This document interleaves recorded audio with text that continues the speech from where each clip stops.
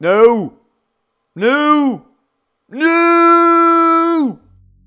What is going on today, guys? Tomcat here, and today we're going to be talking about the Forza Motorsport 6 Alpinestars car pack. Now, there are a lot of really cool cars in this car pack, and I'm sure you guys saw the main one that I just covered in the beginning of the video, but we're going to go over the rest of the cars in the car pack and talk about what they are, talk about what they're about, and explain why I'm actually really excited for this car pack. Now, the first car we're going to actually talk about is the 2015 Ford No. 2 Chip Ganassi Racing Riley Mark 26 Daytona prototype. Now, that is probably the longest name for any car in Forza that I've ever seen, but some of the pictures that they have of this thing are absolutely ridiculous. The absolute detail in this car, it is just an insanely gorgeous race car. The 3.5 liter Ford EcoBoost V6 is such a great engine as far as these race cars go, and I mean, I'm sure we'll be able to push it to really extensive lengths here in Forza 6. I mean, just take those restrictors off and have fun.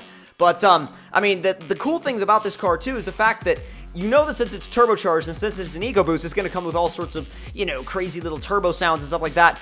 But on top of that, it's just such a cool car that I feel like this thing is going to be a monster around racetracks. I can't wait to attack Watkins Glen with this car. Can't wait to attack the Nürburgring with this car. I think it's going to be a really wild thing to drive. But overall, it should be a really great handler and a really positively responsive car.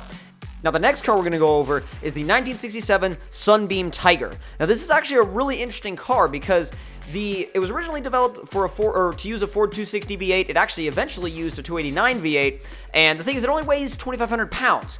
Now, a mere 2,500 pound car with a V8, you guys can imagine this thing's going to have some serious potential, and I personally envision this thing becoming a serious drift rocket in Forza 6, drift missile, whatever, but I think it's going to be a good drift car because, I mean, obviously, the weight distribution is, you know, it's the perfect setup for, you know, for a little bit of a lightweight drift car. But the nice thing about it, too, is that it'll be a very classy drift car because I don't think this thing is going to be any sort of leaderboard grip racer. It could be. You never know. It could be. But it's definitely going to be fun to drift and very usable for it, especially, like I said, because of the fact that it comes with a V8 power plant. You'll be looking at all sorts of usable torque, especially down the road when you build it.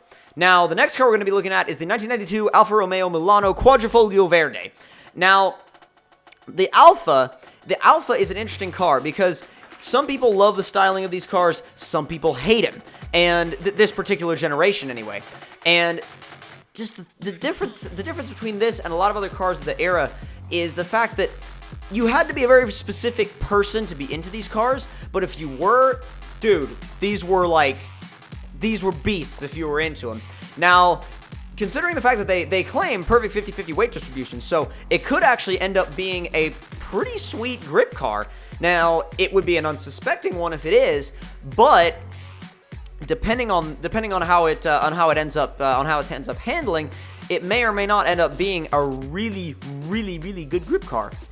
Up next is the 1974 Toyota Corolla SR5, and I'm just going to cut to the chase on this one. I love this car. This car is an absolute, it's beautiful, it's rear-wheel drive, it's simple, it's just a wonderful little car, and I'm so glad that they're bringing it into the game.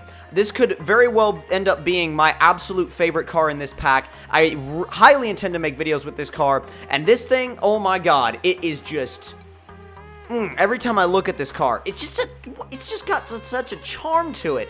And this was before your whole, you know, AE86 Corolla was like, you know, this huge deal. No, this is about, well, what, 12 years before that car. So when you look at it, you get this sense of almost like charm and old school sports car style, and a car that you just want to take out on a circuit and enjoy. It's a car not about being the fastest. It's not a car about, you know, maybe hitting the sickest drift line, but it's just a car about driving it and enjoying it, and I am super excited to actually see it make its way into the game. I can't wait to drive it personally. I think it's going to be so much fun to drive.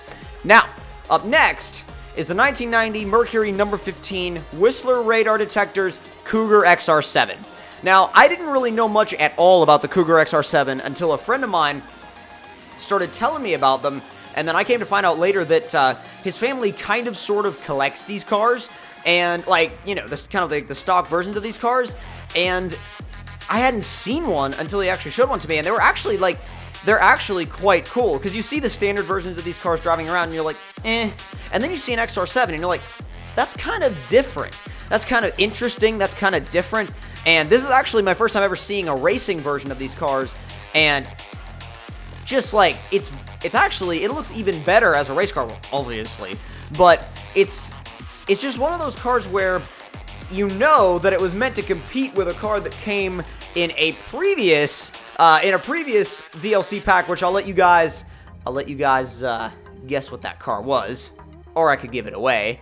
But what would be the fun in that? No, this car actually is meant to compete with a car that actually came in a previous DLC pack, and I feel like it's going to be a really sweet battle. And I might actually do some videos on that actual battle itself, because this thing is going to be a really fun car to drive. It's going to be powerful. It's going to be very fast. It's going to have a ton of grip, and it's just going to be an all-around, pretty much just a badass race car overall. I mean, late, like, 80s race cars, 90s race cars, 90s, for some reason, the 80s and like the early 90s and stuff like that was a really weird time for street cars, but the race cars were insane. So I'm really, really happy to be getting more early 90s race cars in the game. I think that's going to be really cool, and it's going to be a great addition.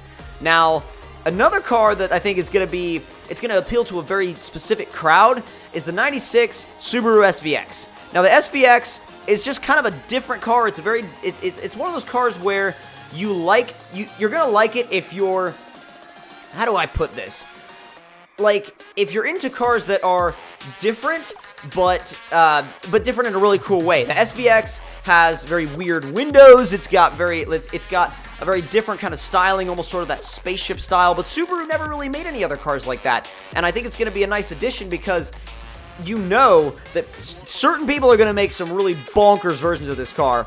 And I mean, really and truly, we have to just mention the Aztec again, because it is a thing, and it is going to be in the game, and people are going to make some ludicrous versions of it. But if you guys enjoyed this video, don't forget to click that like button. Tell me in the comment section down below what you guys thought of it. And if you're new to my channel, don't forget to subscribe for more, and I will see you guys in the next one.